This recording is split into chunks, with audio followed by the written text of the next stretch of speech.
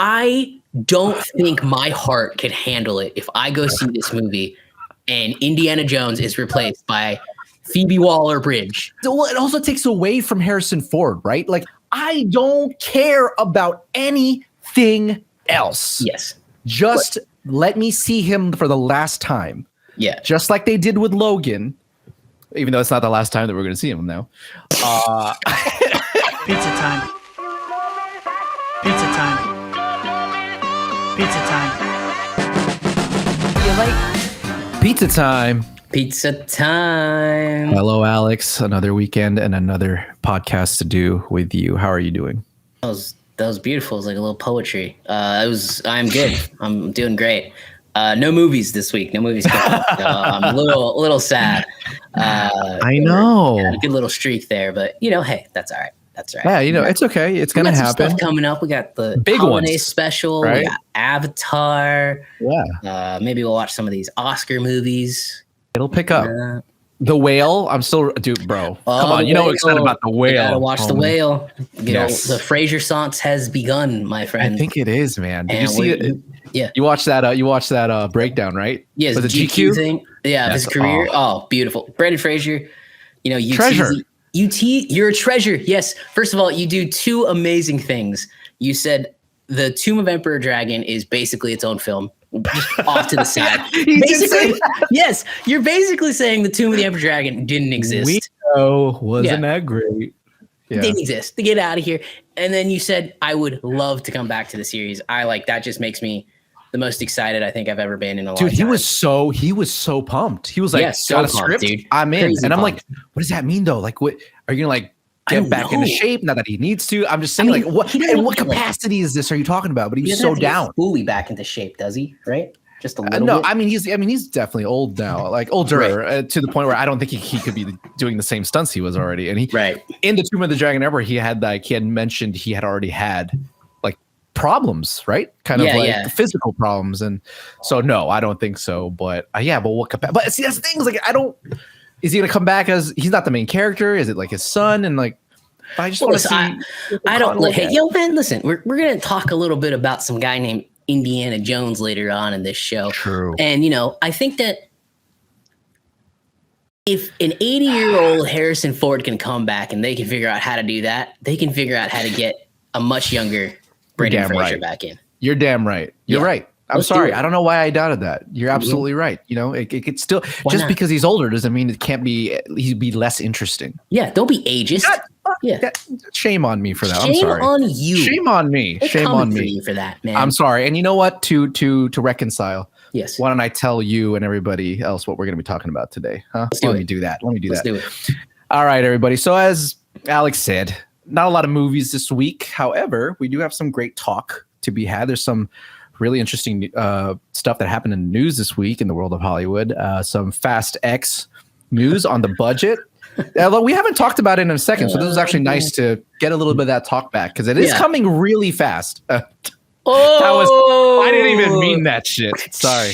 Yes. Sorry, that made me throw up a little bit. But yeah, it is coming soon. It is coming very, very soon. I think it's like 6 months and no trailer. Right. So let's talk a little about that. As you said, Indy 5, first look. Empire magazine released the first look set photos, right? Yes. Like actual photos. Not actual photos. I'm sorry. Production stills, right? Production stills. And based on the first look, it looks really great. So we'll get into that a little bit. Yeah, it's exciting. And then one of the last sort of what should have been, I guess, a bigger movie. Yet I don't know. There seems to be some lack of. It was on your 2022 most excited list. It still is, and so. It's sad for me to say that, like, we're going to talk about the first reactions to the movie, which we're talking about Babylon, by the way, by Damien Chazelle, La La Land director, Damien Chazelle. Sorry, my mouth got in front of me over there. Jesus Christ. That was good. Yeah, but Babylon from Damien Chazelle, and there's wishy-washy first reactions a little bit here, kind of worrying me. So let's dive into that. Cool. And then for the main course today, we're gonna do something different that we've never done before. Yes. Only because we got a big hit on our TikTok. Yeah, two videos did really well and really well, and that was our Wakanda Forever non-spoiler early reaction review, which got like 20,000 views, a bunch of likes. I mean, and just a preemptive over 200 comments on over 200 guys. Easily the most popular TikTok post to date, and that's all thanks to everybody on TikTok. So preemptively, if you're watching this, like, subscribe, very follow. Much. Yeah, let's follow. That was fun, and we're gonna respond because that's what responsible TikTokers do. Lord, influencers do. Okay, that right. We're getting ahead of ourselves. The opinion. Yes, feed the opinion. But no, we're gonna respond to some of their comments. Yes, commentary, as some call it. It'll be fun. It's the first time we've ever done something like this, and it'll be good first try. I think it'll be great. It'll be fun. It'll be fun. All right, so let's dive in right into the news, shall we? With the first set of news. So Fast X, and this was new. This came out the other day or yesterday or the other day before that. Friday. You sent it to me Friday. Yeah. Okay, so it was like yesterday. Yeah. So Fast X, the 10th installment in the very popular car franchise turned spy space. Here's superhero fucking whatever you want to call it.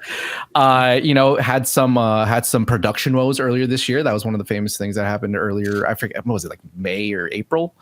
It was April. It was early. It was early. They lost their director, got a new one really quickly, and now it's coming. Fast X is coming in 6 months, and we haven't heard anything from it. And we'll talk a little bit about that in a second. But the big news is that its budget, which was already one of the highest budgets in all of Hollywood, I think it's the 5th highest at $300 million, has now ballooned to $340 million for this one film. Wild. I mean, I don't know what else to say. I don't think anyone can hear that news and not have a wide-eyed stare into nothingness. So, Alex, how did you react when you first heard that? When you sent me the news yesterday, all I thought to myself was like the first reaction was,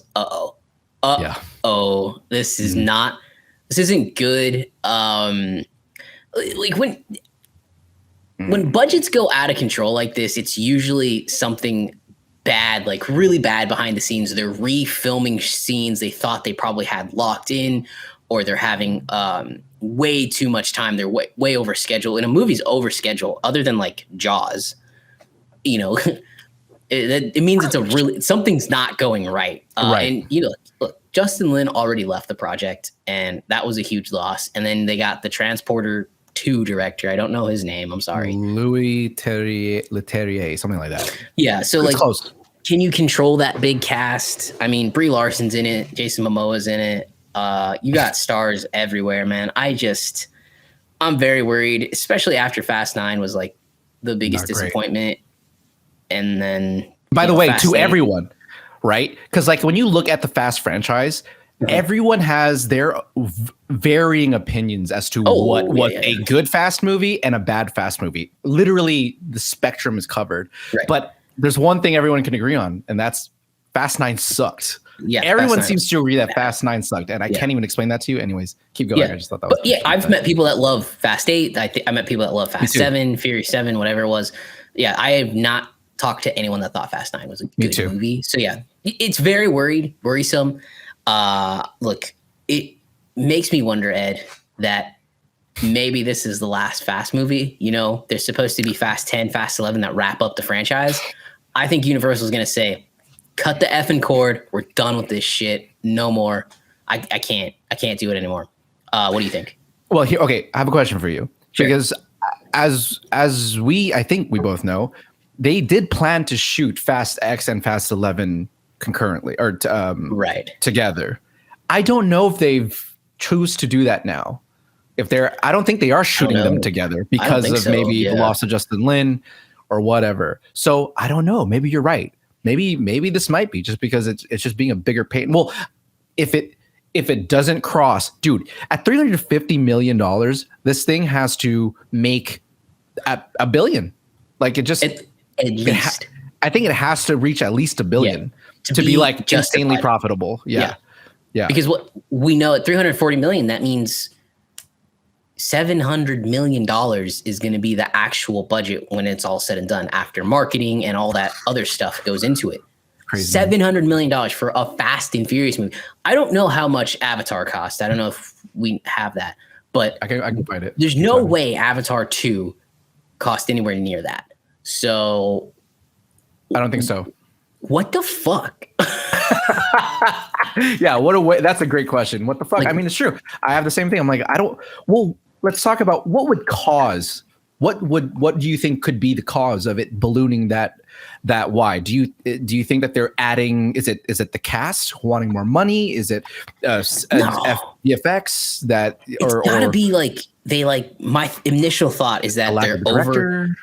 I think it's the director thing that really threw this all into a just absolute chaos, shit show, a dumpster fire, if you will. Mm-hmm. And I think that I mean, look, we're both in production. When things don't go right, when we don't get the right shot, it snowballs quick.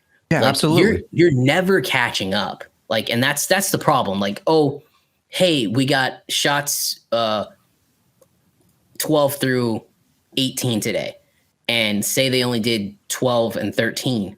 You never catch up to that. There's never a catch-up day in a production. You're always, once you get behind, you're done. Yeah. You're over budget. And then, as you know, that means you got to pay everybody more. That means all the crews got to stick around. You need all locations again. I think it's either that, they're just way, this director is in, let's be honest, he's in over his head. It might, more than likely. This isn't The Transporter. That's a small action film. This is a massive blockbuster that, it's Universal's biggest IP of all time. You and I both said when he was announced as director, it was a mistake, and they would not. They had no choice. I mean, but you and I also said, why not just try to go get somebody like Michael Bay or James Wan or somebody that's directed a former. Well, they definitely tried James Wan. He didn't want to. Or I think he was. He had something else to do. He had what's that one with Momoa? The other one with Momoa. I don't remember. What's it called? I don't remember. Aquaman. I'm not really a James Wan. Oh yeah, duh. Aquaman 2. James Momoa's big thing that he does. Right. Yeah. Jason Momoa, not James Momoa. Sorry. You're right. Yes. Yeah. I think. By the way, the Avatar, The Way of Water budget is $90 million less at $250 million. Yeah, so put that into perspective. Yeah, put that into exactly. That movie that took this long to make is that much money versus this fucking Fast X CGI trash slog that's going to get thrown at us. So it's either that, or if we want to put a positive spin on it, Ed, we could say maybe the director decided he wanted to change some of the shots and do more in-camera work, more a different type of stunt, which would more in-camera work costs more money, right? It's not CGI. Yeah. Of course. Well, it can, right? Because the thing about in-camera work is just the amount of takes it takes to get it right. But so it could happen that in the first couple you get it, and actually you save a lot of money, right? Or it depends on what is being done, blah blah. But as you know, VFX can also balloon really quickly, just depending on the complexity. So I mean that's my thought. It's that they got behind on production and they just never caught up, and it just ballooned out of control. What about you? Sorry, question. What was the question? The question is, what do you think of the news? And two, what do you think caused the ballooning? $340 million, that's a lot of money. No, it's a lot. I mean, look, even though this is Universal's biggest property, that's still an immense amount of money. Just to put it into even more into view as to what that means. It is now the fourth highest, the most expensive film ever made. Okay. Oh my God. Yeah, it's the fourth. It just passed Pirates of the Caribbean at World's End, which was made for $300 million roughly. Oh shit. The next movie. Oh no, I'm sorry. Holy shit. Oh my God. This is gonna blow your mind. It's officially above Avengers Infinity War. Avengers Infinity War was $325 million, roughly. It just is under Endgame, which ended up being $356 million. So, and fun fact, I didn't know this. Age of Ultron cost more than Endgame and Infinity War. That's number 2. That's the second most expensive movie ever. Cannot believe that. That's where it is. He's the fourth highest expensive movie. The fourth most expensive movie by just pure dollars ever. Holy fuck nuggets, dude. That's insane. No, it's insane. When you think about the sort of, popcorn B-level movie, again, this is not an Avengers movie. This is not like that level, you would think. It's such a silly franchise. It's wild. It's really insane, the amount. And so to answer your other question, what do I think it is? I know I agree with you. I think it's the same thing. I think it's just they lost Justin Lin into a week of filming, a week and a half. I think it was like days. I think it was like 5 days. I don't even think they made it a week. Yeah, I don't think so. That's what it was. They got someone who was, quite frankly, doesn't even seem like was going to be on their list. I mean, just no offense to you, Louis. Like I actually really love the Transporter and whatever else. I love the games. But it's definitely not a director who is in the current zeitgeist, to be honest. And no, is insanely. I'm sure is just is freaking out. Like just, did he like the Fast films? Did he have any? I mean, who knows? He must have had need to watch them over again, and just needed to catch up. And now he needs to even get accustomed to this franchise of where more than half the cast has been around for over in a decade, and then a bunch of new people who are big stars. I mean, it's a lot. It's insane. And here's the other thing. I'm sure they had to pay that motherfucker a bunch of money because he had leverage. I'm sure because we need someone. How much do you want? Like just more than what James Wan was making on the last film, or who did the last one? Oh, Justin Lin. As much as Justin Lin or more? Yeah. Okay. Fine. Whatever. They were on panic mode. So I bet some of that money was to him too. So to be honest, I think maybe Justin Lin. Another thing, Justin Lin I think was making like $25 million for these next two movies. Actually, I think small, but maybe 50 million. Maybe it was 25 million per movie. And if he left, I don't know if he still gets paid out. So that also would balloon the budget. He is still on as story credit and producer credit. He's still getting paid then. So then never mind. For sure. So another thing that is that I kind of dismiss this, but it is, they added Jason Momoa, they added Brie Larson, they added Rita Moreno, Charlize Theron is definitely still in it. Jesus Christ. Those aren't cheap. Those aren't cheap people to pay. No, that's a lot of money to pay to people. That's not even close to being cheap. These are the biggest stars right now. Yeah, plus they added Alan Rickson, who's going to be like this probably. Who's that? Reacher. Oh, he's in it. Oh, yeah, cool. The new Reacher guy. Scott Eastwood is said to be back in it. Really? Yeah. They got Scotty's got his character back. Okay. It worked so well the first time. Hey, you do what you do, and but no, it's so worrisome to me, man. Yeah, I don't know what the hell I don't know. This could be a colossal failure. To be honest though, man, being a Fast fan. Yeah. Up until roughly 7 or so. And I still watched every movie. I still love the Fast series. It's one of my favorites. It has such a humongous fan base. And I still think it will make the money at least break. I think it will at least break even. But then the rest of it's going to depend on whether or not it's actually fucking good. And as long as it's as long as it's better than Fast 9, then it will I think it'll be fine. It's not a hard bar to get over, right? But I mean, look, you got May is a light month in terms of, because next year there are a couple of months where you are pushed up hard against every movie. But May, you got Guardians 3, and then everybody backs off for a week, so it's probably a good thing because they probably know that movie's going to be bonkers. Then Fast X, then The Little Mermaid, which I don't think is going to do super great. No, no. I think that's going to flop. In all honesty, yeah. People are starting to show that they're tired of these Disney remakes. So it does have enough there to make some good money, and then there's after that, it's Across the Spider-Verse, and Yeah, we'll see. That freaking trailer needs to be banging. And wait. All the trailers are banging. When haven't the trailers been amazing? You know, you and me and everybody in the office were watching when Fast 9 came out, and like they always release this ridiculous 3-minute long trailer.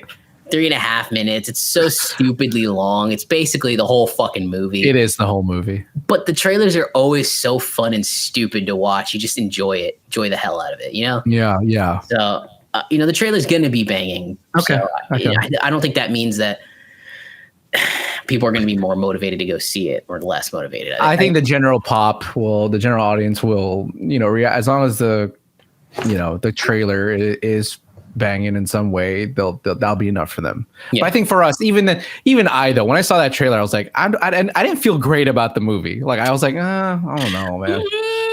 I don't know about this, bro. Yeah, so we'll see. Vin Diesel's star is definitely fading fast. It's and I think he's worried about it. Yeah, he's realizing like literally every single other thing he ever does just doesn't pan out. No. Yeah, Final Fantasy. Fast and Furious is just it's his only thing that he's got going for him at this point. Yeah. And he's only getting older, and it's like, what does he do after this? I don't know. Voices Groot in everything he possibly can. They haven't need that motherfucker for that role in like 5 years. He said enough. Groot. I am Groot. Yeah, fucking hell. Hilarious. I don't know, man. It's anyways. It's a very worrisome thing. But anyway, that's enough. Yeah, it is. And so we'll just have to see. Hopefully a trailer comes out. I mean, if anything, I know a trailer has to come. I mean, at least typically Super Bowl has a fast trailer. Yeah. But it seems so close though. That seems just really close. Like January is like the month we always get it. Is it January? I forget. We'll see. Like hopefully. It's January that we always get the Fast and Furious trailer in January. I mean, hey, well, at this point, last question. You think the movie makes its release date? That's a great goddamn question. It seems soon. I couldn't believe like how close we were to it because I still remember it just starting production a couple of months ago, and it still kind of feels like just a couple of months ago. Yeah, it's very, very possible. I still think it's very, very possible this it could be pushed. Yeah, for sure. Yeah, I definitely think there's a possibility. Yeah. Yeah. Again, look, I mean, I don't know where you put it. 2023 has a very big opening, I think, in November because Blade got pushed. If you want to drop it there, I would say I will say this. Not that Lenny listens to our podcast, but I will say if it needs to be pushed, push it. Just push it. Yeah. Release it and try to put out the best thing possible. Because if you don't get it right, you could be looking at the end of the franchise here. It's very. I mean, yeah. I mean, obviously, for sure. I mean, I say all that, and look, they never got Jurassic World right. And it still made all 3 of those movies made over $1 billion. So what the fuck? Exactly. Like, what do we know? We don't know anything. It's interesting because those 2 franchises, no other company, no other studio has their own version of a dinosaur film or of a car franchise. No one else is trying. No. And I don't know if that's like a secret handshake between them, Universal, and everybody else. But why, for the love of God, is no one else trying? I don't understand.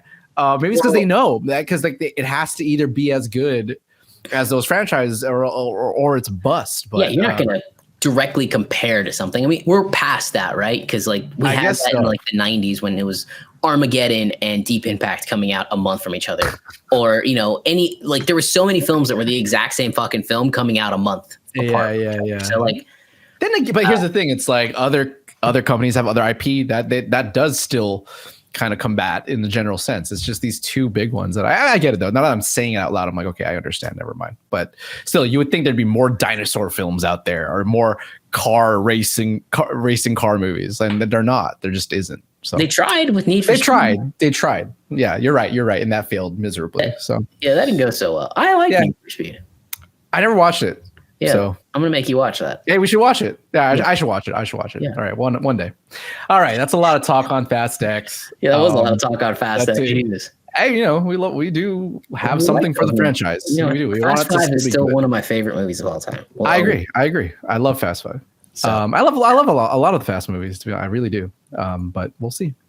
All right, let's move on to Indy 5 news. Yes. So this is exciting. Empire had a spread on Indy 5, and I think it's their most recent cover for January 2023. It is, and so they've released the cover of the film. Or no, sorry, they released a cover with Harrison Ford in the Indiana Jones outfit, leaning against this like stone pillar, and it's awesome. Like it's just him. Some of the imagery looks amazing. Yeah, it looks awesome. He's like just has the brim of the hat just enough that it's covering his eyes, so you don't actually see his eyes, but he's staring like straight forward. It looks great. I love it because it's like it's a play on the concrete jungle. It's his new jungle in New York City. Yes, yeah, that's right. I love that. What a parallel. That's really cool. But which, speaking of New York City, the alternate Empire cover is it's artwork, though it's not real, but it's artwork of Indy standing on the street that is adjacent to the Empire State Building, and he's just like looking up at the city. And that's pretty cool, man. Like I'm really enjoying the marketing for this film. It's actually pretty exciting with seeing what they're doing with the franchise. Now it's in like 1969, is it? So reaching the 70s. 1969, yeah. Yeah, that's really fun. And then other pictures that were shown were with the villain Mads Mikkelsen, looking very much like the villain from the first movie with the circular glasses and the hat. And then you have a David. Is it the name's David Boyd Holbrook? Boyd Holbrook, yeah. From Logan fame, is in the movie. I don't even know what his role is, but you see him riding a motorcycle in New York while what is this, 4th of July? It looks like some sort of like a patriotic event. Yeah. When did the Vietnam War end? Oh God, I'm so good at history. Let me look it up on Google. Yeah, you look it up on Google because my internet's not wonderful. So go ahead. Vietnam. We said Vietnam War. Yes, that would be the one. 1955 to 1975. So yeah, I guess that went 20 years. Holy shit! Hey, look, this is just what I'm. Holy fuck! I didn't know it went that long. Wow. This is what I'm reading on the Googles. Yeah. So I thought maybe it was going to be. Maybe the troops coming home from the Vietnam War, but yeah, it looks like some sort of 4th of July. It's the war. It's the war that's going on. But we do hear that the Nazis are coming back yet again as the villains. Yeah, shocker. But you know what? Every time the Nazis and Indy go up against each other, magic happens. So why not? It's fine. Every time. Yeah, every time. Well, wait, that was Nazis too? Yeah, it was Nazis. Oh shit, you're right. That was Nazis. What are you talking about? Who do you think it was? I forgot. I remember that movie just being about aliens. I forget. No, you're right. It was Nazis again. Fucking. Wait, no. It wasn't Nazis. It was Russians. Because Kate Blanchett had that insane accent, right? I don't think it was Russians. We need to get this right, bro. Oh no, we don't, because that movie, nobody likes that movie anyway. But Kingdom of the Crystal. I was fine with that movie until I agree. I don't think that movie is fucking swinging from the vines with the monkeys, and I was like, Shia LaBeouf easily is the worst part of that movie, and it's not him. It's like the writing of his character. But it's the Russians, right? Hold up. It's the Soviets, the KGB. So see, it's not Nazis. Oh, that was right. Russians. That was the Russians. It's the only way I remember that is because of Kate Blanchett, because of her like famous accent, which I don't know. I'm not Russian. I thought it was fine. It was very comical. I thought it was fine. But anyways, so so this is about Nazis too, and let's do it. Fine with me. Nazis and New York and Indy sounds great. Anyways, some of the other photos here that are shown is just Indy on a boat, and what's what do you think of the photos? How do you feel? I mean, we said a little bit about it already, but what do you feel about overall? I'm so conflicted about this film. We know that this is going to be Indy's last go. It is. Or Harrison's last go is Indy. And I think Indy is a character that should die with Harrison. I don't think they should replace him or anything like that. Like there's rumors way back that Chris Pratt, like apparently actually close to getting made. Chris Pratt was going to be the next in line to be Indiana Jones, that he would be.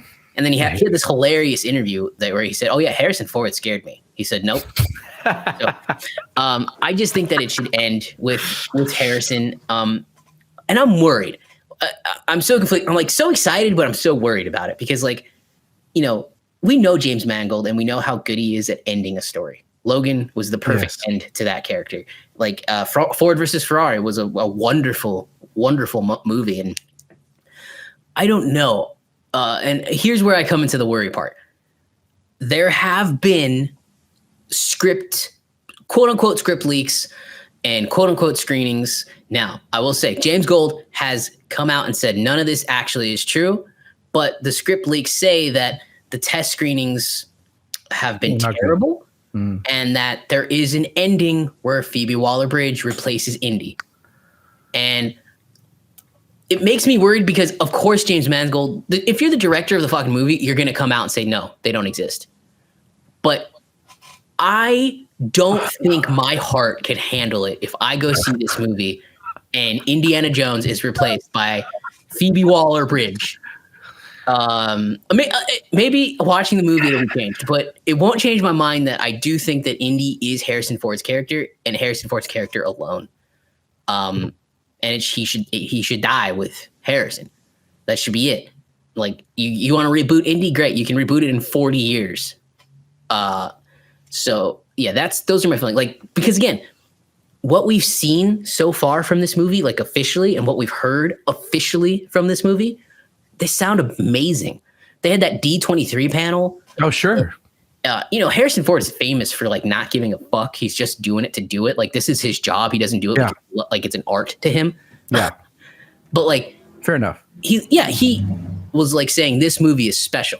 And then there's all these other like script leaks and other things that have come out. And unfortunately for us, leakers have been more right than not recently, which is such a fucking bummer. Is that true? I don't know the stats. I'm actually wondering. Do you think that's true? You think that I think that's true. Leaks have been more accurate than not? Some leakers have been. A lot of the Marvel leaks have been fairly accurate. Yeah, fairly accurate. I would say, especially for like Black Panther. I remember reading them and thinking, "Oh, that's interesting." And then some leaks have been wildly off, but it's leaks, so you never know. Yeah. I'm conflicted about it. Again, I think I'm just conflicted about it because I want this movie to be so good. Mm-hmm. And I know it can be so good. And look, I have nothing against Phoebe Waller-Bridge. I think she's a funny fucking actress. I just don't want anyone else taking over as Indiana Jones. So what do you think? So I did hear the same thing. I heard that there was a possibility that Phoebe Waller-Bridge does take over for Harrison. And no, I would want to have a heart attack if I saw that scene, and just so I can maybe forget about the scene afterwards if that were to happen too. I really don't. I don't want it. Yeah. Because but that being said, I don't feel what is Hollywood's obsession with needing to promise anything? Just finish the story. That's all we care about.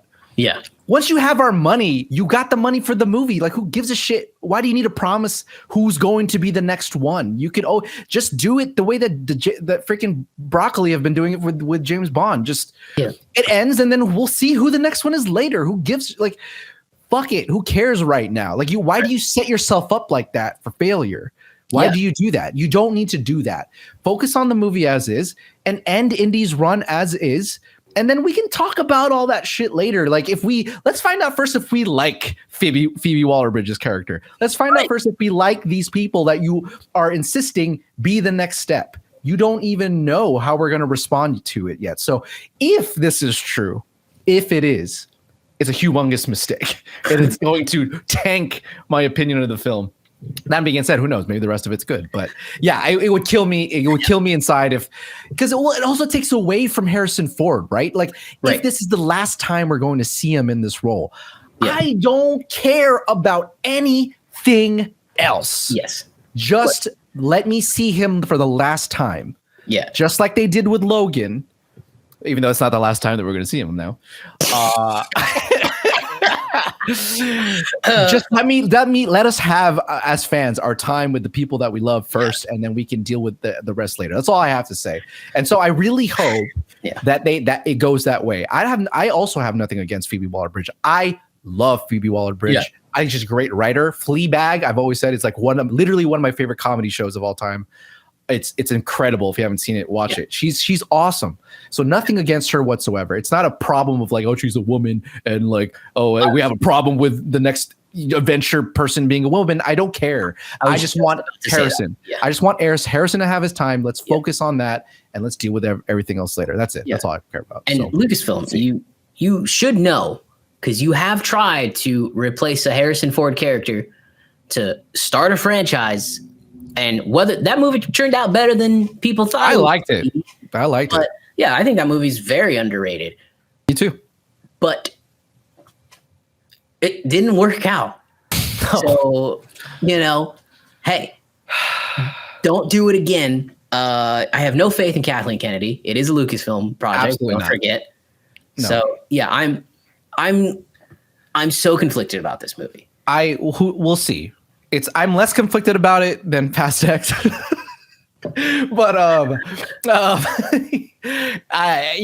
again, James Mangold, aces. He's like the biggest pull for me right now. It's like the guy knows what he's doing. Yeah. He knows how to tell a story. So I just hope that they gave James Mangold, the reins to do it correctly. Yeah. But you're right. I mean, you're right. It's a Kathleen Kennedy production. Technically, it's a Disney production. Yes. And you never know, but we'll see. Yeah. We'll see. But I am. Would you agree with me that you're less worried about Indy 5 and more worried about Fast X? Yeah, I would absolutely agree. Okay. Way more worried about Fast X because again, these are just leaks. These are just rumors. Yeah. There hasn't been any behind the scenes drama.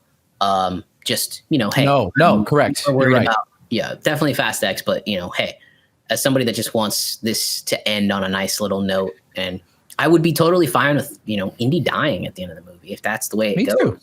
Like, hey, that's totally fine. The dude's 80 years old. Yeah, but what I don't want to see, and you hit it, and I just want to reiterate it.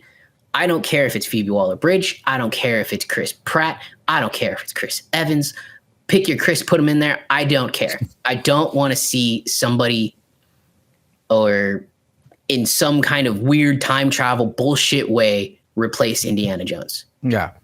This should be the end of it. That's all I want. Yeah. So hopefully that's it.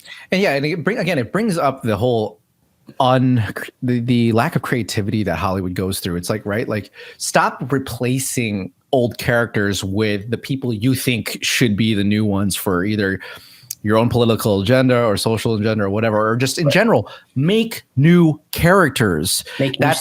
You can literally make them anything you want. They can have any name, they can have any religion, race, whatever, and you still choose instead to replace one that's already there. Why? You have the freedom to create amazing new characters. Do it. Do it. Hollywood, you have incredible writers out there. Originality is dead, man. They're not interested in that. It's painfully dead. It's a risk that companies aren't willing to take, They're really not. No, not with the ones with money like this on the line. But we sit here and say that, yet we damn well know our favorite movie of the year has been a 28-year-old sequel. True. Old character. But it was just a good movie. At the end of the day, it was just a damn good movie. Yeah. That's all it was. If you're gonna do it right, I guess. If you're gonna do it right. At the end of the day, it's like, well, if it's good, it's good. What do you want me to say? Man, I don't know. Do it right. I'm so excited for the movie, but I'm also so worried. Indiana Jones is like, it's just action adventure movies have a special place in my heart. Me too, obviously. I just I want it to be the perfect send off, but goddamn Disney and Lucasfilm, if you pull some shit, man, people are gonna be mad. Yeah, they're gonna be as if they're not used to that already. Yeah, right. I believe they have a whole new PR team just to deal with shit like that for sure. They're working on it. You know, they've toned it down, I'd say. But it looks good. The photos look great. If you haven't seen them, look it up. It's the Empire magazine. They look great. So, all right, let's move on to the last piece of news. Speaking of things that I was excited for, but now I'm immensely worried about. Babylon is the release for the movie is imminent, and in fact, a lot of the screeners have actually already happened. The first screenings have came out, and the first reviews. Yes, I'll be seeing it pretty soon. But the very first reviews have come out, and I gotta tell you, man, they're not good, and they're not good. They're really bad.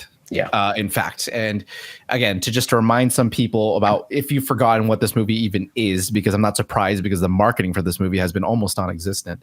Babylon is Damien Chazelle's next Hollywood epic, of sorts, as you can maybe describe it as. Absolutely. The person who did a classic one of my favorite movies of all time, La La Land, and Whiplash. He also did First Man, which I thought was okay. It's fine. But man, Babylon is his next movie that it's been a second since he released First Man. It's been like 4 years, or coming up maybe on 5, like 4 years at least. So it's been a second. And it's a story. It stars big hitters, Margot Robbie, Brad Pitt's in it. Our boy. Who? Tobey Maguire. Oh, Tobey Maguire. Yes. That's his first. You're right. I forgot about that almost. It was his first announced return to Hollywood. Yes. Not No Way Home. No. Okay. And so, oh my God, I totally forgot about that. Yeah, but you have big hitters on this. Oh yeah. And the first reactions to the film are not good. They're just not. Some people, I've seen the word monstrous on some of these, and I'm like, what the F? One of my hosts that I host, or I produce on Rotten Tomatoes, I won't say her name, told me that she absolutely hated the movie. Like the whole 3-hour film was just not. It's 3 hours? It's 3 hours. It's a long movie. It's a wrong movie. Oh. And none of it, almost close to, and none of it was something that really, got her going. So, and then I also heard from other hosts as well that their reactions were not positive to this film. And so fuck, I don't know what else to say. God, dude, Damien Chazelle's my boy, and I've loved his early films particularly. I've always championed him. I have a clip of Damien Chazelle at a junket saying, "I love Ed," because my former host told him, "Oh man, Ed loved your movie La La Land. He thinks it's the best movie ever." And I'm like, he says it. I have it somewhere. Maybe I'll put it up here. But he was like, "Oh well, I love Ed. Tell him I said thank you." And so he's my boy, man. And just to hear this, dude, the pain, it sucks. And let me. I'm not saying this is any indication that Damien Chazelle's career in the long run is going to be terrible. The dude's fucking my age. He's 32. He's one of the youngest directors ever in his seat in Hollywood. And so he has plenty of time to really, and again, the greats don't always hit it out of the park either. So I'm overreacting. That being said, I just, I love him. I love him. So I'm disappointed. I'm worried now. I'm sweating bullets. But you know what? It's fine. It is what it is. What are you going to do? The one thing I was hoping it wouldn't be was a La La Land 2 that was just more edgy. Because to be frank with you, when I watched the trailer, that's kind of what it looks like. I kind of wanted him to just do something else, because when you make a classic like La La Land, it's why do the same thing? But then again, Scorsese has a bajillion gangster films. So I'm talking over myself.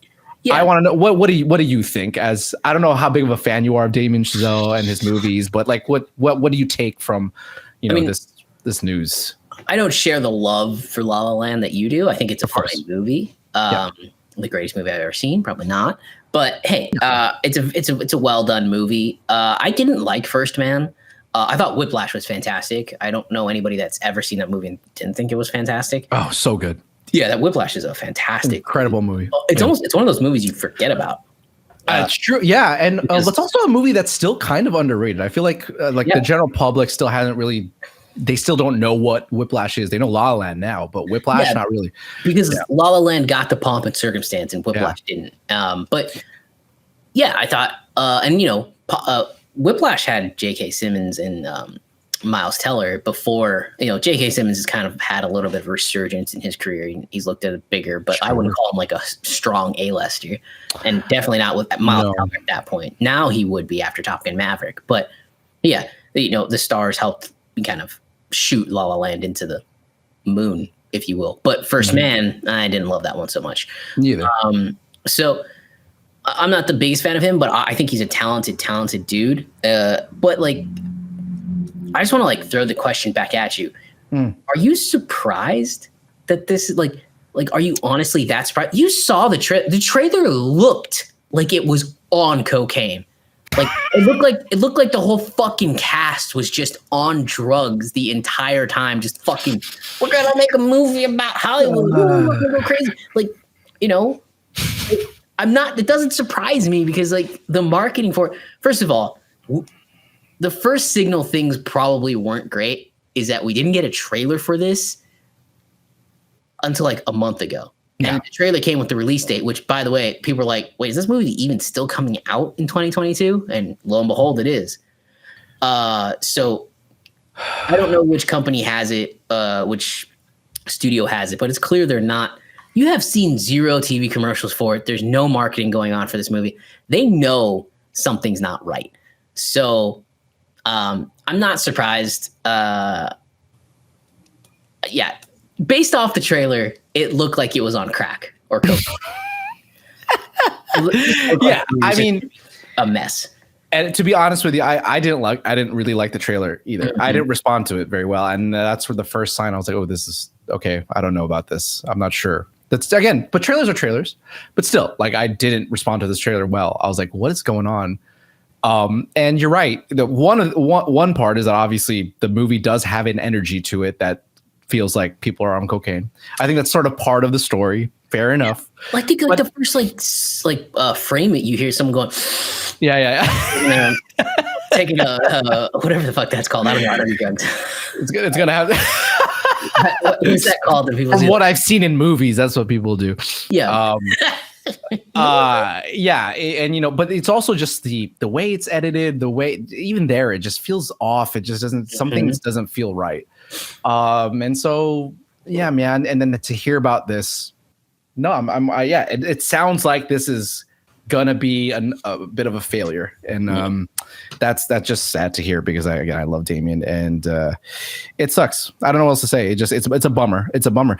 But it does bring up something interesting that I found out about sort of this year, and maybe I'm wrong, but this is just like a feeling I have about this year in particular, and like what films are being looked at to be in next year's Oscar or awards season circuit. Yeah. Right.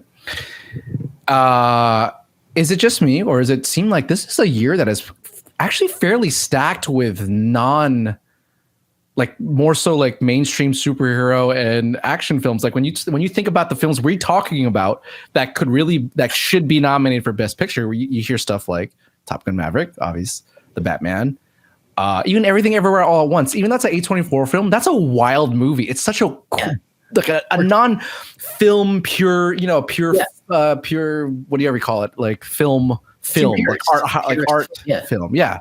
None. And then some people are talking about Wakanda Forever, right?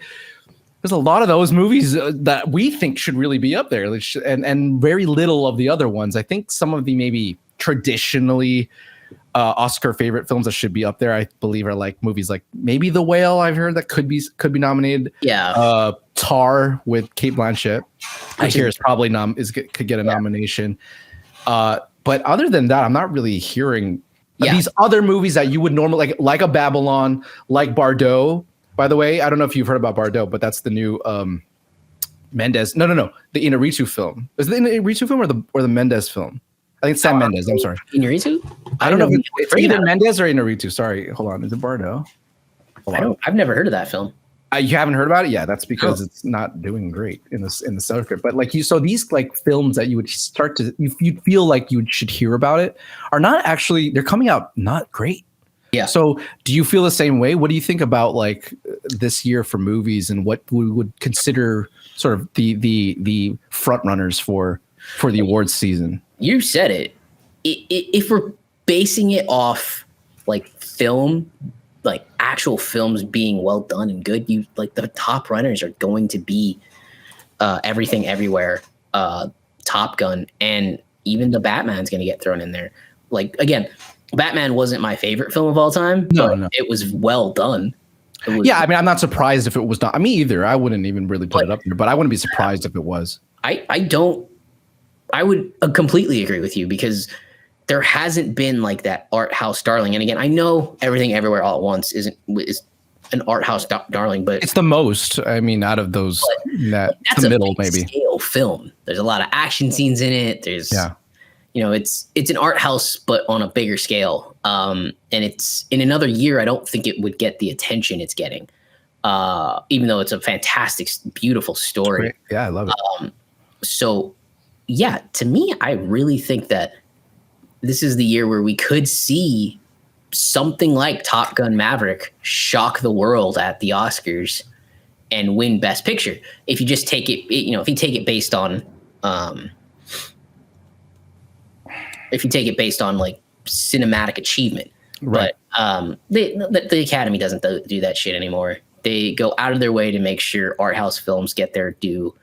Let's be honest. Like, if this was 15, 20 years ago, when it was the Lord of the Rings trilogy coming out, that movie was the number one at the box office and it won Oscars. You don't see it anymore. I hear you. Like, that was like an epic. But, Avengers Endgame didn't get anything, and that is based on, credentials of what it did and what it meant to movies, and everything it accomplished should have gotten some sort of recognition, but it didn't. So I do think this is the year where we could see some stuff kind of sneak in there and surprise us. Something a little more mainstream and less art house, pure film. Yeah, I agree with you. It's seemingly likely, unless, again, and I wouldn't be mad for it, right? Like, I do think these films deserve it. If I were to pick one that is probably going to win, and I think is the safest choice, it would be Everything Everywhere All at Once. Yeah. But dude, we all know who we want to win, and that's Top Gun Maverick. And if you look at the list of Best Picture winners, dude, the last time a movie that was even close to being what I would consider a mainstream, like, big hit and kind of less and more nerdum than it is, film purity, it's Lord of the Rings: The Return of the King. Yeah. That was back in 2004. 2004. And it's probably still the only type, like, that kind of movie that has ever won for Best Picture. Everything else every year has been, sort of your drama, high art, film purist film. Yeah. But man, this year, dude, like, if there's any year, it's seemingly like it could be this year. Yeah, it'd be great. I like. Look, are we saying Tom Cruise should get a Best Actor nom? Probably not. Probably not. But although I wouldn't be surprised if he showed up there, though. I'm not gonna lie to you. I wouldn't be either, because again, this movie has been, that Val Kilmer scene's awesome.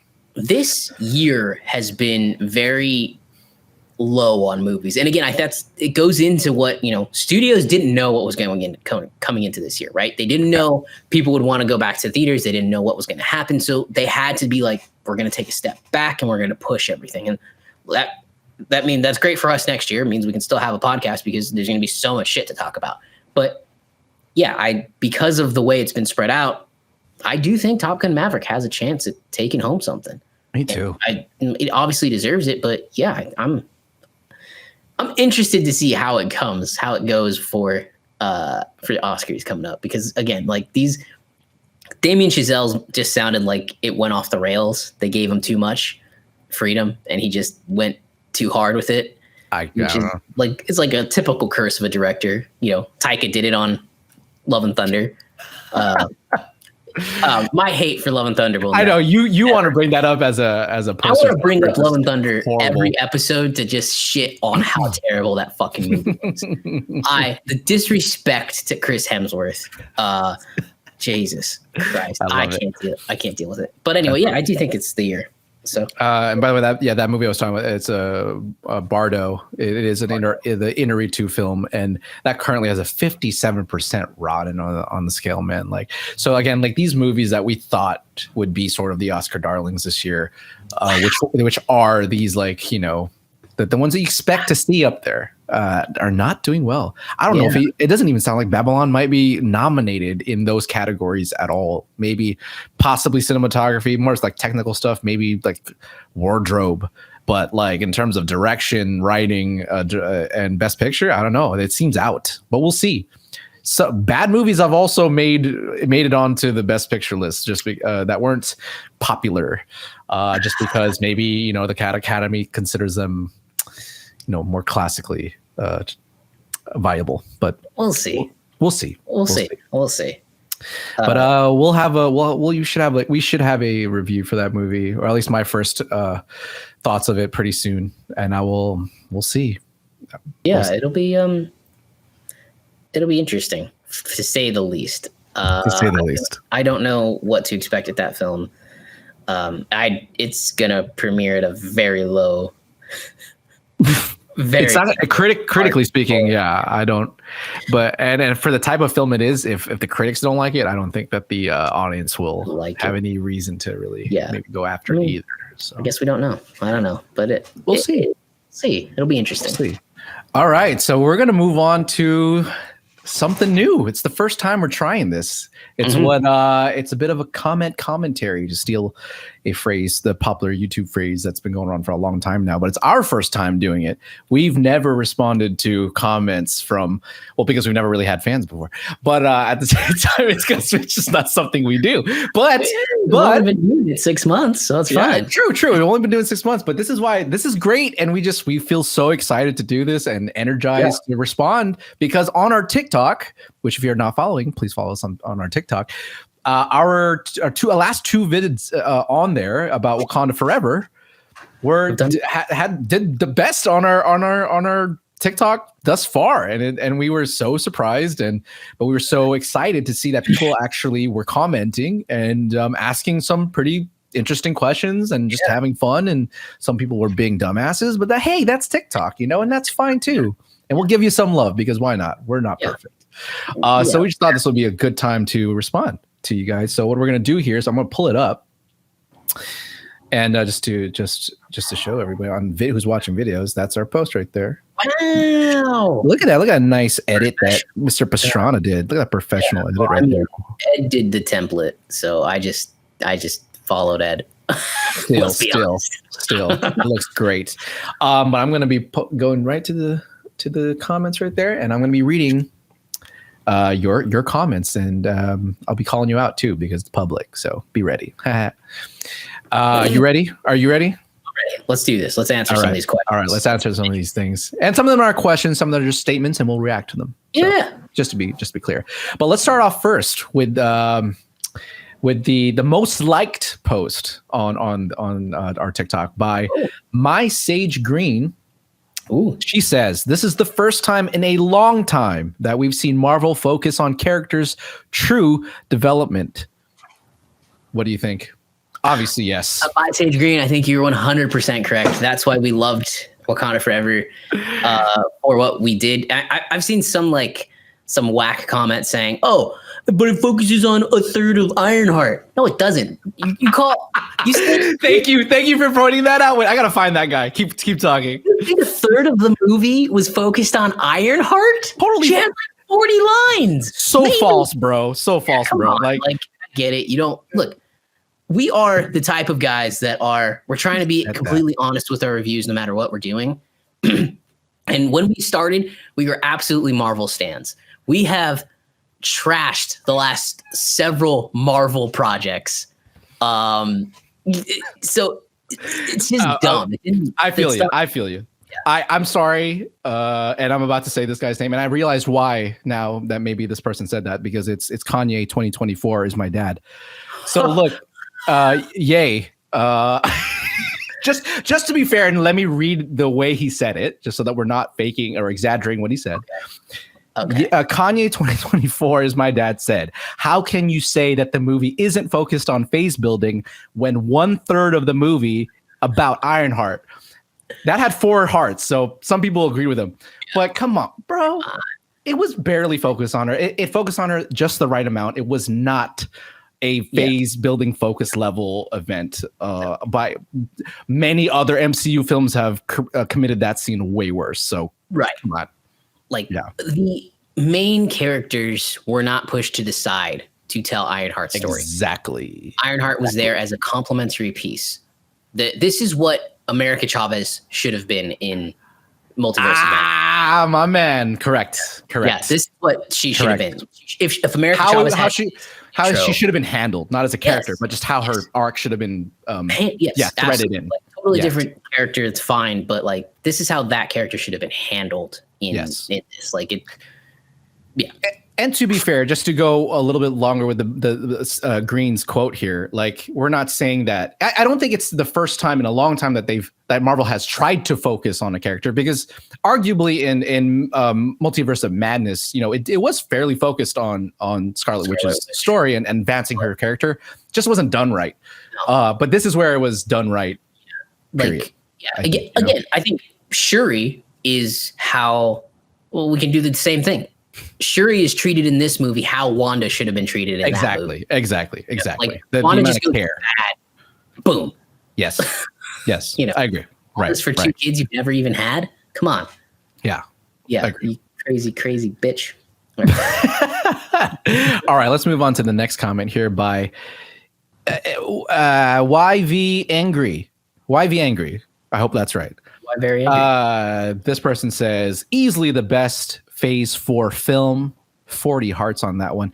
The very best Phase 4 film. So, do you agree? Absolutely, Alex. The best. It's number one. It's number one on Phase 4 for you. It's the best Phase 4 film. It's not even close. It's second for me. It's second for me. It's second. Yeah. I still love Shang-Chi. I love Shang-Chi. Shang-Chi overall. Again, when you think about Shang-Chi as a film from beginning to end, I liked it better than the overall arc of that film was better than Wakanda Forever, because Wakanda Forever's third act. Come on, bro. The third act was like, okay. Third act was like, no, okay. It's not fair, because that's absolutely not fair. Not fair. We're sprinting through the third act of Shang-Chi as well, because there's a resolution with his dad, and then that's not true. No. We're not sprinting through the act of Shang-Chi's third act. No, dude. Yes. Some people had thought the third act was too long. We did not sprint through that. There was a dragon and shit. All right, I gotta rewatch it. It's been a minute. It went DBZ mode, bruh. I would argue that we did it, but I still like Shang-Chi. I mean, I get it. Yeah, I totally get why this would be number one to most people, but I still think Shang-Chi had a better arc. But you agree, so there you go. Yeah, it's it's easily definitely interchangeable. It's fine. I don't make a big huge deal out of it. I could easily put it one or two of the top MCU. Okay, of Phase 4. I mean, exactly. Yeah. Exactly. Some other people responded to this response. Doug, holy shit. Less vowels, please. Or no, less consonants, please. Doug Dimadome. Dimadome. Jesus. I love you, but sorry. No Way Home and Shang-Chi were better. Not No Way Home. I disagree about that. Home as a film is better, because look, there's so many fucking holes in No Way Home that we just ignore because of Toby and Andrew. Let's be honest. Let's be completely honest about No Way Home. There are a lot of like, wait, what the fuck? Yeah. But look, it's Tobey Maguire. Oh yeah. Love. Love. This is what being a kid felt like. Yeah, exactly. Yeah, I would put No Way Home third in my Phase 4, but we'll get to that in another video. Yes, all right, moving on. Wait, let's move on to this one I really wanted to talk about. So this is by Ha Good Wife. It's so weird to me how the BP Black Panther movies are not at the top of your list. What MCU movies do you consider perfect? 16 hearts on that one. That's a good question. Wow. So like for me, it doesn't crack the top 5 for me, because I've got, I think that's such a subjective question in terms of what was great. Winter Soldier is probably the best MCU movie. I don't know if anyone would actually combat that. That seems like a very common thing.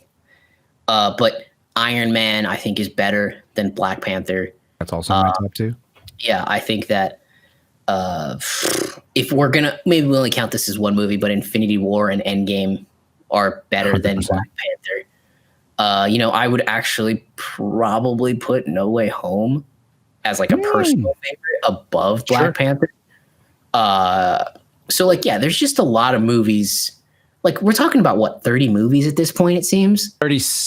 It's like 30 movies, 36 total or 37 total properties. Yeah. So I think when we say like it's, top tier, but in the top 10, like I still think that's fair. But like, yeah, it's not, I don't know. But she also said, her question says, do you consider them perfect? Which is a separate, almost other question. Do you believe any MCU movie is perfect? Do you believe any movie is perfect? No. No, I don't think so. I don't either. There's no such thing as a perfect movie. You're always going to be able to find some sort of story flaw, you're going to be able to flaw. There's a flaw somewhere. Perfect movies don't exist, I don't think. Right. That being said, if you think it's perfect, How Good Wife, then that's fine. Like that's your personal preference. Let us know if you see this. What is yours? That'd be interesting to know. Is like what do you consider perfect? I also don't consider any MCU movie particularly perfect. It doesn't even. Honestly, I don't think any of them even reach my top 3 of all time superhero movies across all superhero movies. None of them actually are at the top of my 3. So there you go. Yeah, if we superhero movies only, I would probably say there's not an MCU movie in there. Maybe the third. Maybe. There's some that is close, but my top 3 don't even crack MCU movies. So, perfect. That's a different whole nother level. Spider-Man and Dark Knight. Yes. That's like, and I put Logan. Those are my top 3. Everything Logan. Logan's so good, dude. Here's a response to this one. This one's interesting. They call me Mista. Says in response, Winter Soldier is my favorite Marvel movie of all time. Yeah. BP2 is up there with Eternals. Hey, and Age of Ultron as well as Shang-Chi. Age of Ultron's criminally underrated. Age of Ultron. So we're gonna go into our like MCU tier list in another video, but just to, I agree, it's criminally underrated. But I would put it like in my mid tier. I wouldn't put it like top tier, but it's like mid tier underrated because some people think it's like one of the worst. They think it's like bottom tier. I think it's better than the Avengers. Whoa, for real? I think it's better than the Avengers.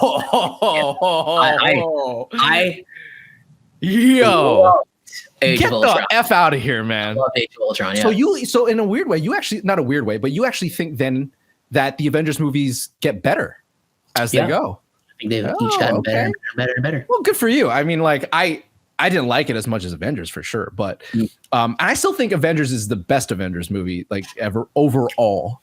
I know. See, this is why watch our tier movie list because this is going to get interesting. It's going to get interesting. But I love to see Eternals in there because you and me, you and I are the only ones to defend it. It is. And in fact, I won't say where, but Eternals is in my top tier.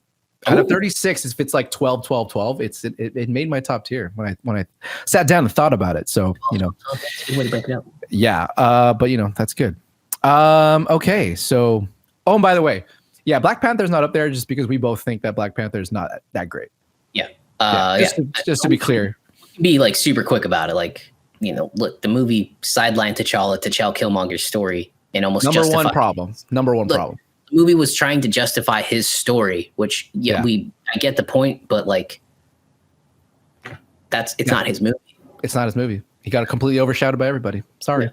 And to go off of that, the next comment by Jonathan Benoe, sorry, again, Jonathan says, I agree. And I assume he's meaning to me because I raved about it. I agree. It's definitely better than the first 27 Hearts. That had a lot to it.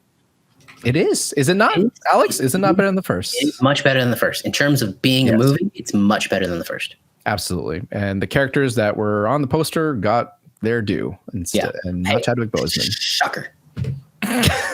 Yeah. Oh my God. Okay. Let's see here. What else do we got? MJU14 says Brother Coogler did a fantastic job directing the movie for sure. I mean, yeah. Oh, Cade, I'm just gonna spell this one out because your name is just fix it. KDOTDFW says Ryan Coogler has never made a bad movie. I would agree with that. I would actually also agree with that. Ryan Coogler has never made a bad movie. I think it's true. That's 100% correct. Fruitvale Station, great director. Creed, Black Panther, Station, bro. Oh my Black God. Panther 2. He's never made a bad movie. Yeah, none of them I would consider bad. FTW, whatever the rest of your name was, dude. Good point. Great point. Fucking killed it. It's so true. It's so true. Let's see here. Excellent, but not better. I mean, okay. I mean, if it's excellent, that would have to make Black Panther 1 perfect. This one's interesting. Okay, by Rakeem the Great says Black Panther Wakanda Forever movie embodies Martin Scorsese's principles of what it means to be what it means be cinema. I know what you meant. What it means to be cinema. Amazing film, 100%. So we're back on the Martin Scorsese comments here. What do you think? What do you think about what Rakeem says there? Do we know what Martin Scorsese's comments are? What the list needs to be for good cinema?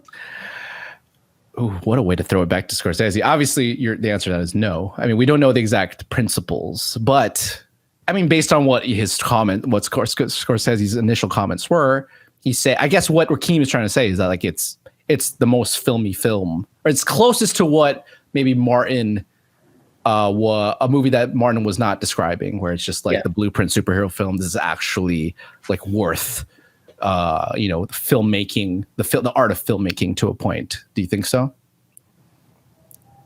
Or do you think it's a superhero movie? Do you think at the end of it, it's still kind of just more a superhero movie that was just done really well? Maybe that's what this is. I think it blends the lines, right? I think that's why it makes it such a good movie. Such a great experience. I won't say fun. I wouldn't say I had an exceptional amount of fun watching this movie. No, it's depressing as shit. Very hard movie to watch. I think that's a great comment because again, it blends the two together. That's what you want. Like The Dark Knight did that.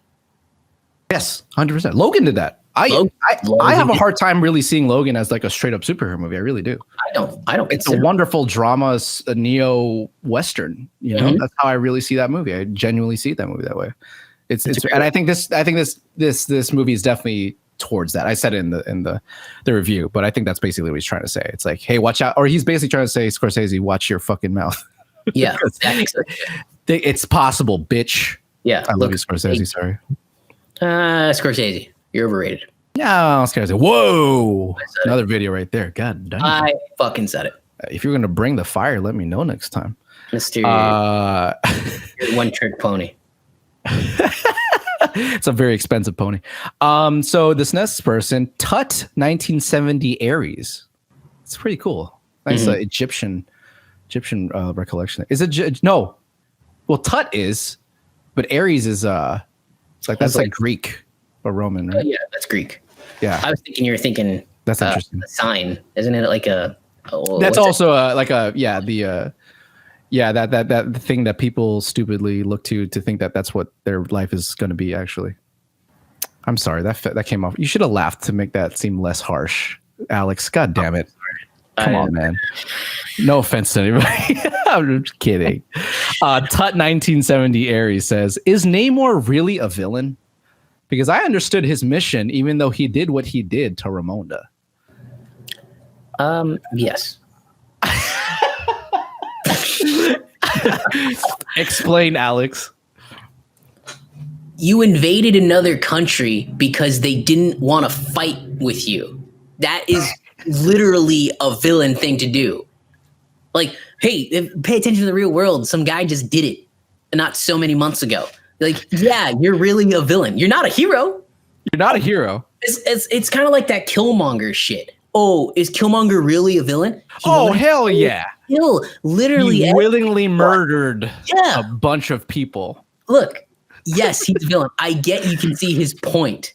However, that doesn't make him a hero. That don't make it right, dude. Yeah. Preach, baby. He's a villain. Yes, he's the villain of the movie. He's awesome. He's badass. But he's a villain. He's definitely the villain of the movie. That's 100%. He is the antagonist to our protagonists. Yeah, you cannot trust this guy moving forward in the MCU. His first appearance, he fucking took a plane and rammed it into the ocean and killed those two people. We think they could be alive. No, get the fucking thing said his two friends died. That's what what's his face said. Alive. They could have him trapped there. Why would he care? Why would he tell Okoye and Shuri that they died if they weren't dead? What's the point of that? They're his friends. Because you're gonna tell him. Because that's what. Why would he? I killed him. Okay, whatever. All right. Next question. Benji DeWatts. Sorry to call you out, but you said it. I'm really surprised how many people like this movie. I thought it was hot garbage. Wow. Jesus. Next time, explain yourself a little, maybe. Yeah, Benji, what isn't hot garbage to you? Eternals. No, I don't know. Let's see. Let's see. It hurts. It hurts to hear that. But we can have a talk about it later. I think there's going to be people that dislike this film no matter what. Well, someone's going to find something to hate about anything because some people literally function. They need to do that to function for some reason. They just need to. They need hate in their hearts They need hate. Yeah. Well, it's not even so much having hate in your heart. It's like the idea that you have to spread it. Like others must care that you hate something. If you hated it, that sucks. You took the L. Go home. Yeah. Call it a day. Like, why do you have to it's the cultivation of it and the spewing of it, the unnecessary spew of it. That's just like, what's that about? Anyways, let's see here. Just needed more action. Yeah, I could see that. I was gonna say that's not a bad criticism. Let's be honest. There's not a bad one criticism. Good action scene in this entire movie. The Okoye Bridge scene. Yeah, that's it. Yeah, that's it. And it was great. Yeah, it was fantastic. You can take or leave the rest of them. So, one good action scene in this movie. But, I think it's fair criticism, but also that wasn't the point of this movie. So, got to find a balance. Yeah, no, and that was by Chill X Brill, by the way.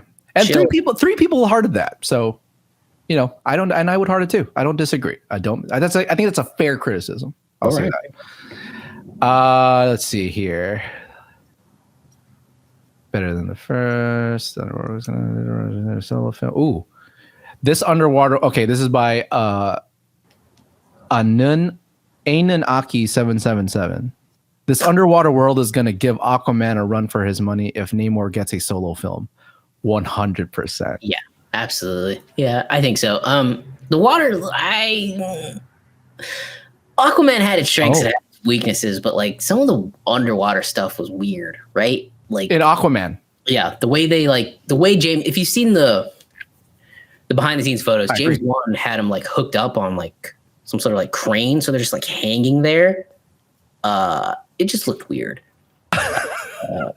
Some of it looked weird, some of it looked okay, but the way they floated, and I was just this is kind of weird. This movie I think did a better job of that for sure. Yeah, they actually looked like they were swimming, like they belonged underwater. Right, but tonally speaking too, again, to be fair, Aquaman is meant to be completely just not taken that seriously, obviously. They had lasers underwater, right? Is that correct? If I remember that correctly? Freaking laser beams on their freaking heads. I think they did, yeah. I've only seen Aquaman twice. There was something that was that doesn't happen underwater. That whole movie is fucking just something, man. Oh, God damn it. Let's see here. I haven't. Okay, Ram Caprati says, I haven't seen the movie. Go watch it. Oh, this is going to be good. But it's hard for me to believe that the Black Panther Chadwick Boseman missing from this movie. How could it be better?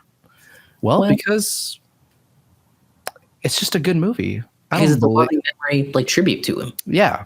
He is technically, he's in the movie, right? It's still about Chadwick. Mostly about Chadwick. It's the inciting incident is about him. It's the reason why Shuri and everyone in the movie has their emotional baggage. Yeah. And arguably, it's all about him. Story. Yeah. Even Namor, it's the catalyst for the story. Because Namor goes knowing that it's not there. Correct. Yeah, I would agree. You're right. Absolutely correct. Like, no, I disagree. Like this. He's there spiritually. And like, wait till you get to the opening credits, and then you'll be like, oh, fuck. Oh, God. Oh no. How could you do this to me? Oh, man. That's funny. Okay. MMC Facial Hair says, I think they are two different tonally, speaking of BP1 and BP2, and thematically to compare in terms of better or worse, but they're both masterpieces, easily the best of their respective phases.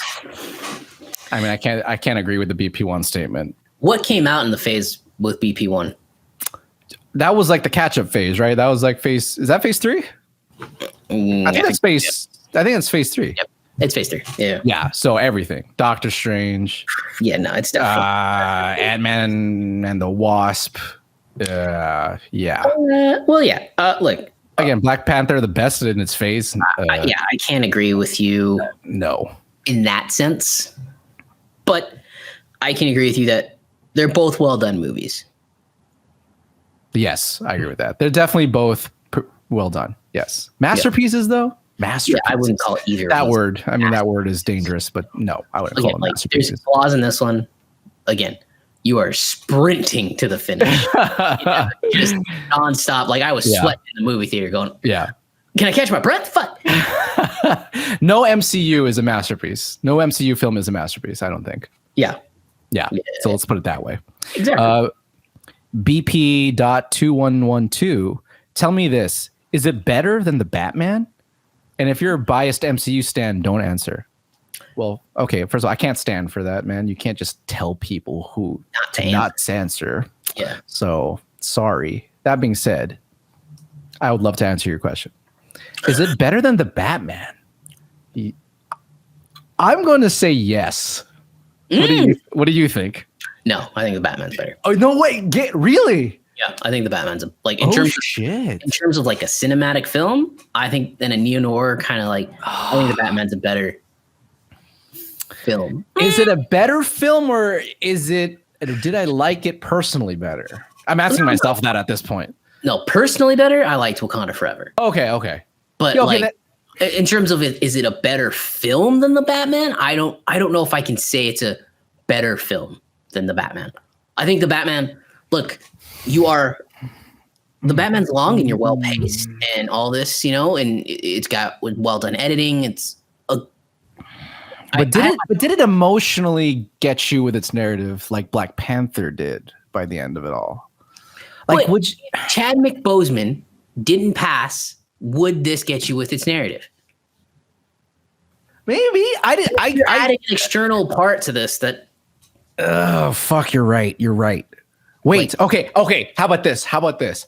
If the core of the story of Wakanda Forever was there, like Namor being the villain, but Chadwick was still Black Panther, and it was still like that, would we like it as much? I mean, potentially. It just depends on how they handled the character. I mean, I don't know. But fuck, man. Are you saying like the emotional weight of this, there's like a lot to Black Panther 2 because of its emotional weight? Yes. Because of his death? Yes. I mean, I don't think you're not wrong. I don't think you're wrong. Say it, but like the movie works because of his death. But does it only work, or is it just an addition to everything else that worked aside from that, or is everything good about BP2 using that as a jump point? It didn't only work. Oh boy! But it is okay. It is I mean, it's a fact part of it. You have to take into consideration when saying, again, like I don't know. The Batman was just a very well done film. Like it is. I mean, I have my opinions on the Batman. We did a review. I'm not going to sit here and say I loved the film. I would much rather watch any day, anytime, Black Panther: Wakanda Forever over the Batman. But like in terms of like a cinematic experience and stuff like that, I do think, and a well done film, I do think the Batman just edges it out. Barely. But I don't know.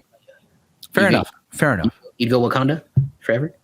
I personally like Wakanda for like I would watch that over more. Same again. Than the Batman. But if you're gonna ask me which one's a better film, then yeah, I agree that the Batman is. I love the Batman. I'm surprised because I remember I love the Batman more than you did, and so I fully expected you to say that Black Panther was a better film, even just in general. But like, yeah, that's the thing. Like, that's what makes us special. We can separate the love for the film versus the quality of it. Correct. Yeah. Okay, so we can agree with that. I can agree with that. Yeah. So there you go. Hopefully that answered your question. Do you want to? Let's see. Phase 3, going back to that Phase 3 question. Phase 3 also gave us Ant-Man and the Wasp, Thor Ragnarok, and Captain Marvel. So it's the second best of its phase. Thor Ragnarok wins. I think Thor. Yeah, definitely Thor Ragnarok. I think actually wins on that phase. Yeah. Wait. This is phase 3. Yeah. Is Doctor Strange? Is Doctor Strange part of phase 3? Phase 2. I'm forgetting now. Actually, that maybe phase 2. Yeah. Civil War, Doctor Strange, Guardians of the Galaxy Volume 2, Spider-Man: Homecoming, Ragnarok, Black Panther. Oh shit! That's all phase 3. Yeah. Infinity War, Ant-Man and the Wasp. Oh fuck. Marvel, Endgame, Far From Home. That's a stacked phase 3. So best it's like of the phase. Obviously, it's not best of the phase. Yeah. No. Thor Ragnarok is best of the phase. Is that what you said, or it's just better than BP? Is that what you're saying? Well, I'm saying it's better than BP. Oh, okay. Gotcha. I thought you said it was the best of the phase. I don't even know how you pick best of the phase in this fucking stacked ass thing. The phase 3. That's too hard. That's a tough one for best of the phase. You have to remove the Avengers. I think to be fair, you'd have to remove Avengers. Yeah. In which case, Doctor Strange. I don't know. We'll see. Yeah, maybe. I think so. Okay, here we go. Next one is by Dion. I hate that. This is the worst part of this thing. Is like figuring people's names out. Diani Sus Toucan. Namor was the only good thing about this movie. The rest was boring. And Shuri was a terrible looking Black Panther. Yeah. Okay. Shuri as Black Panther definitely didn't give me the same vibes as Chadwick in the suit. Like, let's be honest. It's a straw figured girl in an armored suit. That's supposed to be a panther. One of the most vicious animals. And panthers are thick, dude. Yeah, panthers are thick. Yeah, I don't disagree about that part. But we'll see. I don't know. But yeah, I didn't get the same vibes. But dude, when Chadwick showed up in Civil War on the rooftop. Yeah, but you know what? You know what made it different? The suit, he was wearing the suit. It wasn't some CGI bullshit. And I think Marvel needs to step away from the CGI stuff. Because I agree. In Civil War. Yeah. Yes. 100%. Yeah. Because I think that they have to start stepping away from the CGI stuff. And this is a tangent. But the suit was too shiny on Letitia. Let's be honest. It was way too shiny. It didn't look right. So I don't disagree with that. But I don't think she's the future Black Panther going forward. Even the guy who plays Baku, what's his name? Winston Duke. Winston Duke. He said, he believes T'Challa will be recast after Black Panther 2. What does that mean though? He's dead. You mean like as part of the multiverse? That's the only explanation you can get. It has to be a multiverse. How do you have a whole movie saying goodbye to Chadwick and T'Challa and then bring him back as another person? I just don't see that happening, bro.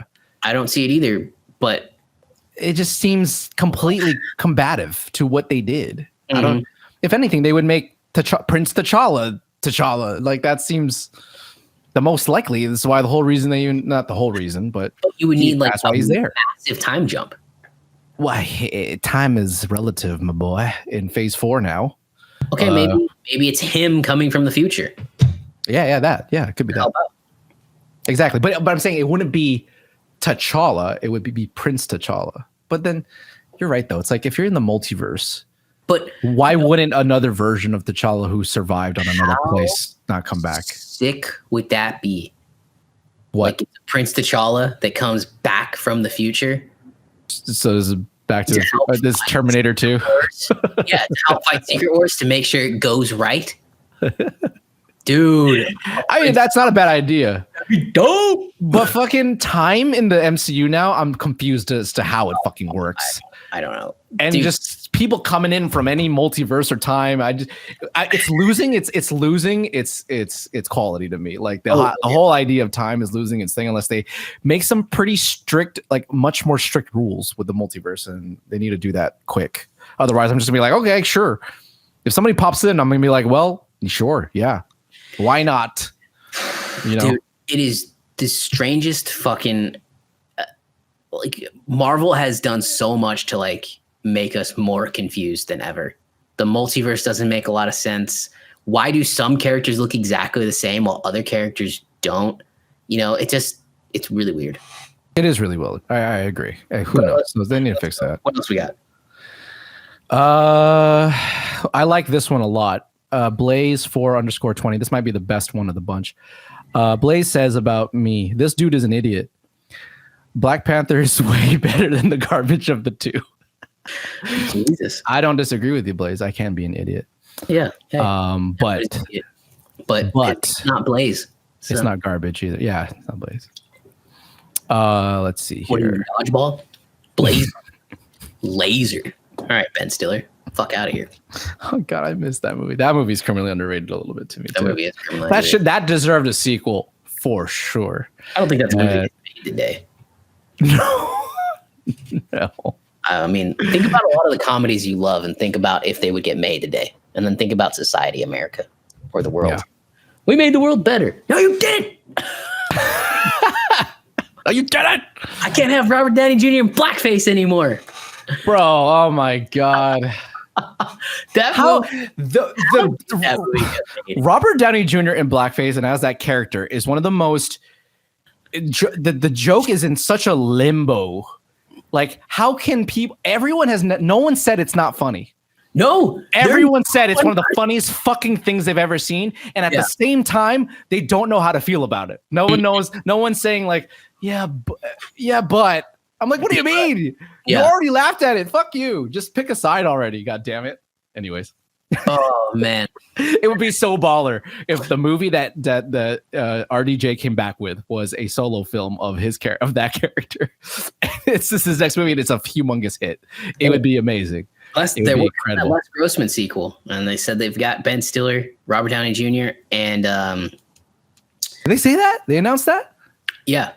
No shit. Yeah, Tom Cruise is working on it right now with Christopher McQuarrie. No, I knew they were working on the movie, but they confirmed that they would have that cast back, or like some of the cast back to be in it.